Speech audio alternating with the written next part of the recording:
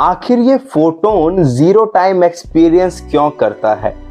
मान लीजिए आपके पास एक टॉर्च है, आप लाइट के फ्लैश को ऑन करते हो एक ऑब्जेक्ट की तरफ जो कि एक लाइट सेकंड दूर है।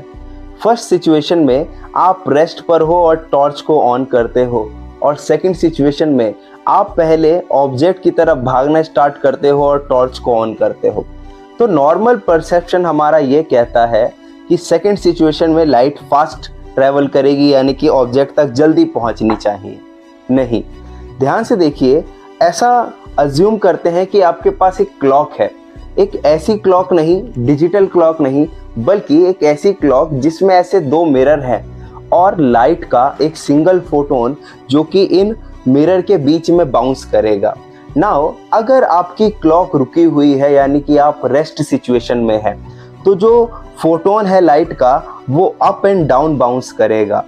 और सेकंड सिचुएशन में जब आपकी क्लॉक मूव कर रही है लाइट की स्पीड के अप्रॉक्स, तब आपको कुछ ऐसा डायग्राम दिखेगा।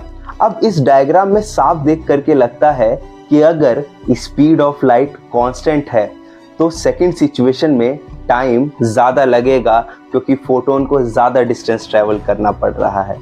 दरअसल आइंस्टाइन के फॉर्मर टीचर, उन्होंने ये कहा कि स्पेस और टाइम एक दूसरे से कनेक्टेड है। जितना आप स्पेस में फास्ट मूव करते हो उतना ही आप टाइम में स्लो मूव करोगे।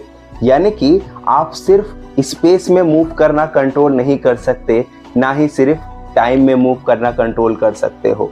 अब सोचो, सूरज की रोशनी यानी कि सन की लाइट, नॉर्मल जो ऑब्जर्वर है जैसे कि हम जो अर्थ पर हैं, हमें लगता है कि वो फोटोन्स 8 मिनट या एवरेज 8 मिनट 20 सेकंड में हम तक पहुंचते हैं।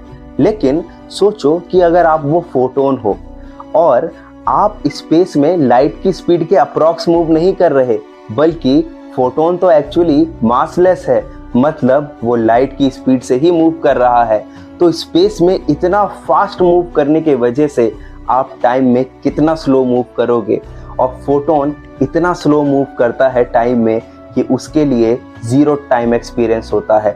तो भले ही हमें ऐसा लगता है कि लाइट हम तक इतनी दूरी से आने में लगभग 8 मिनट 20 सेकंड लेती है, लेकिन फोटोन के लिए ऐसा कुछ नहीं है।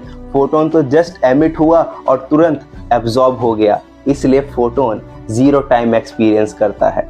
आपको ये क्लॉक के बारे में क्या समझ में आता है? क्या ऐसी एटॉमिक क्लॉक के बारे में आपने कभी पढ़ा है?